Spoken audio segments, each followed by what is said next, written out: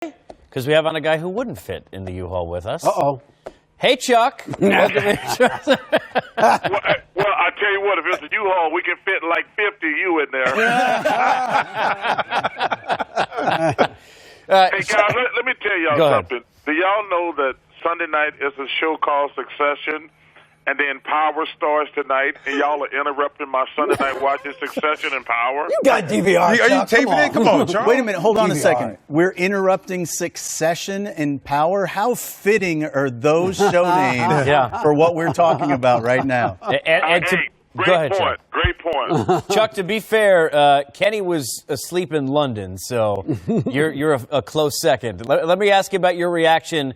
LeBron to the Lakers, a lot of people thought that was a good possibility. Now it's a reality for 4 years. What's your reaction?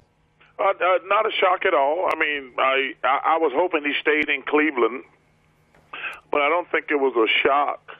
We've been talking about it for 6 months, so I don't think it's a shock. But they got a long way to go. Paul George thing last night was good for Paul George. But what's going to be interesting, the Lakers, they're not going to trade, the Spurs are not going to trade Kawhi Leonard to the Lakers. Well, that would be just stupid. So it's going to be interesting what Magic is able to do. Whether I know they made some contact with DeMarcus Cousins, but if it's going to be interesting because, like I say, the Spurs would be stupid to give Kawhi Leonard and LeBron and play against them for the next 5 to 10 years. So that don't have any legs whatsoever to me. So. I wouldn't be surprised if they brought in DeMarcus Cousins, or they might have to wait till next summer when Kawhi is free or some of those other guys free. Charles, you know Magic well. What does it say about he and Rob Pelinka and that group, and as D.A. pointed out, Jeannie Buss, rightfully so, and their plan? Because clearly, hey, LeBron, we're in L.A., and you want to be in the movies and your kids live here is not going to be enough. What does this tell you about the plan that's in place and the direction that LeBron was sold by Magic? Well, I don't think it tells me anything. I think the next piece is going to tell you. Listen, I think everybody assumed LeBron was going to the Lakers. I think he's older. He wants to be probably in sunshine to finish up his career. He's probably want to be a little bit more competitive. So LeBron to me was the easy piece. Now comes the hard piece. Losing Paul George. Now you got to wait a year more than likely if the Spurs aren't able to talk Kawhi into staying. I think, I'm not going to give them too much credit. That was the easiest part. I think everybody in the studio you're talking to, like, oh, okay, he was going to the Lakers. What's next? It's hot as hell everywhere. We're joined by the holding back edition of Sir Charles. Chuck, obviously Philadelphia near and dear to you. The East is wide open now. No, it's not. It is without LeBron. It's not? Well, listen, the East is gone. It was gone when LeBron stayed in the East. The Boston Celtics are the team to beat in the Eastern Conference for the next 10 years. They think about it. They took them to 7 games without Kyrie and Gordon Hayward. So the Cavs were done anyway if LeBron stayed there. And I don't even know what they could do. They maybe could have traded Kevin Love and got some pieces. But it's all about the Boston Celtics now. And maybe the Philadelphia 76ers. Well, Chuck, I was going to ask you, if the Sixers do get Kawhi, and I know the reports are they feel like they have a legitimate chance to do so, if Kawhi Leonard became a member of the Sixers, do you put them with Boston, or you still don't think that's good enough to contend to win the East? See, that's what's interesting. I might put them a little bit ahead of Boston. It'll be a pick-em. But the tricky thing with Kyrie, you can't give up a lot and only get him for 1 year. I mean, you can't give that guy, you can't give up all your players and draft picks and Kawhi leaves after 1 year. But if the Sixers were able to get Kawhi, that would be a pick'em series to me between the Celtics and the 76ers. Hey, Charles, this is Billy King. Next year, there are going to be a lot of teams, especially in the East, with money. And so Kyrie Irving's a free agent. Durant's free agent. Do you see some of those guys saying, wait a minute, all these guys in the West, I'm going to go East or go to New York or go to one of these teams because there's going to be so much money in the East and teams now without LeBron. Do you see a lot of those guys jumping ship coming East? Well, I think what's happening, Billy, teams got to start making decisions now about who you pay. The Celtics are paying Gordon the max. Listen, we all agree Jason Tatum is coming fast. They got to make a decision on Marcus Smart. And it's going to happen with the Warriors in the next year or two. You can't pay everybody. You cannot pay everybody. And you're going to see now, and I think it's good, these guys say, wait a minute. Why am I giving y'all $20, $30, $40, $50 million discounts? No, that's not happening anymore. I tell these guys, you guys better make as much money as you possibly can because these teams going to make as much money as they possibly can. So, Billy, to answer your question, it all depends. You've been a general manager. You can't pay everybody. Draymond's already said, I'm not taking no pay cut anymore. You see Kevin said, hey, I want a 2-year max. And Clay's coming up. So you can't pay everybody. Boston, to me, is the most interesting team because, like I say, I'm paying Gordon. I got to make a decision on Smart. Al Horford's making the max. When Kyrie comes up next year, do I get him a max deal? Because I know a couple years later I got to pay Jalen or Tatum. So everybody can't get paid. So it's going to be interesting in the next few years. And I think Horford can opt out also next year as well. So he can be a free agent with Kyrie and Rozier. Wow. No, it's an incredible free agent crop. Yeah. Chuck, I'm wondering, DA has mentioned this as well, talking about Paul George and his decision to stay in Oklahoma City the way he did, and that it was the right fit for him there. Who do you look at now as the right fit? And the package that they sold Paul George in OKC, what it meant for him to stay there and what he was buying into. Who's the right fit and what are they buying into in Philadelphia? You know that market really well. Well, the big elephant in the room is Markelle Fultz. Can he play or not?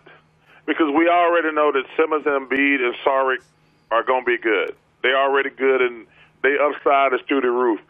Now, you got, like I say, I'm not there every day. I was totally shocked that folks didn't get any time in the playoffs. I mean, any time. So I don't know what's going on with that situation. So to me, that's the Sixers ain't got to worry about but one thing: can Markelle Fultz play? Because if he can, you got three guys who the number one pick in the draft.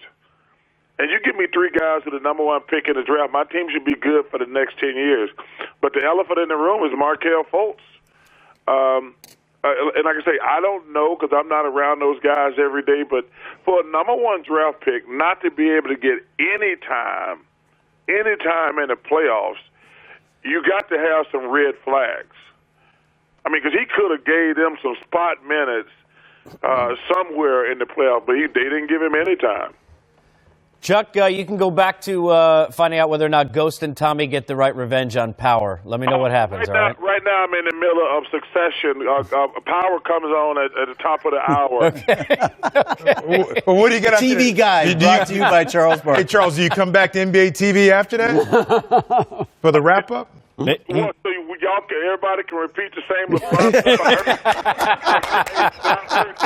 for the last week and a half. He's seen the show. Appreciate it, Chuck. Thank you. Credit. Yeah, go ahead. Whoever said Succession and Power is a perfect way to explain tonight. That's Griff. It's Griff. All right, well, listen, man. Listen, I know you guys been working you behind off. But like I say, listen, great for the Lakers. But unless they get something else, let me ask you guys a question. Each one Chuck, of do you just want to keep talking? Yeah, you want to come in? What do you want to ask us, Chuck? Go ahead. Called me. No. You're right. So what do you want to ask us, Chuck? Go ahead. So, looking at the Laker team just right now, where do they fit in the West? Chuck, as DA, I would say you certainly are looking at, we got Golden State 1, Houston 2, or maybe, in some order there. I think OKC is still, now with Paul George back, if, they get all their pieces back, I think they're in the mix too. I'd say the Lakers probably a, 3-4 seed. Does that seem reasonable? Yep. The way they sit today, I think if you look at wins above replacement and everything else that you can say that LeBron brings to the equation, they're a 43 to 47 win team, something like that. So what seed is that, Griff?